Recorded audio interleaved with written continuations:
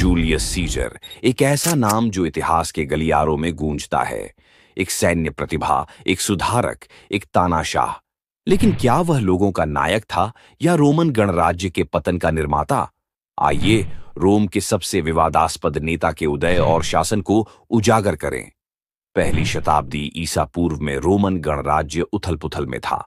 भ्रष्टाचार, राजनीतिक अंतर्कलह और असमानता ने राज्य को त्रस्त कर दिया। इस अराजकता में एक युवा और महत्वाकांक्षी जूलियस सीजर का उदय हुआ, जो एक कुलीन परिवार में पैदा हुआ था, लेकिन उसके पास धन की कमी थी। चतुर गठबंधन और बेजोड़ करिश्मे के माध्यम से सीजर रोमन राजनीति की सीढ़ी चढ़ गया।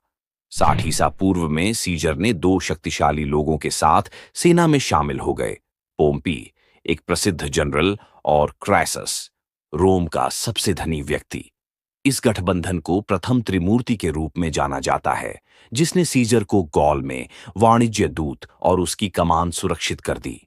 सीजर की प्रतिभा गैलिक युद्धों में चमकी। लगभग एक दशक तक उसने रोम के क्षेत्र का विस्तार किया, अपनी सेनाओं की वफादारी और जनता की प्रशंसा अर्जित की। लेकिन रोम में वापस उसकी बढ़ती शक्ति ने सीनेट को चिंतित कर दिया, विशेष रूप से पोम्पी, जो उसका पूर्व सहयोगी था और अब उसका प्रतिद्वंद्वी बन गया था।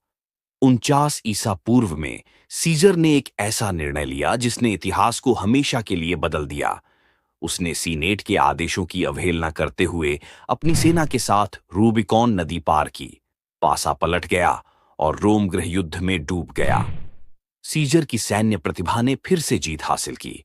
पोम्पी मिस्र भाग गया, जहां उसका दुखद अंत हुआ और सीजर रोम का निर्विवाद शासक बन गया। 54 ईसा पूर्व में जूलियस सीजर को जीवन भर के लिए तानाशाह घोषित किया गया। पिछले तानाशाहों के विपरीत, जिनके पास अस्थायी शक्ति थी, सीजर के पास पूर्ण अधिकार था।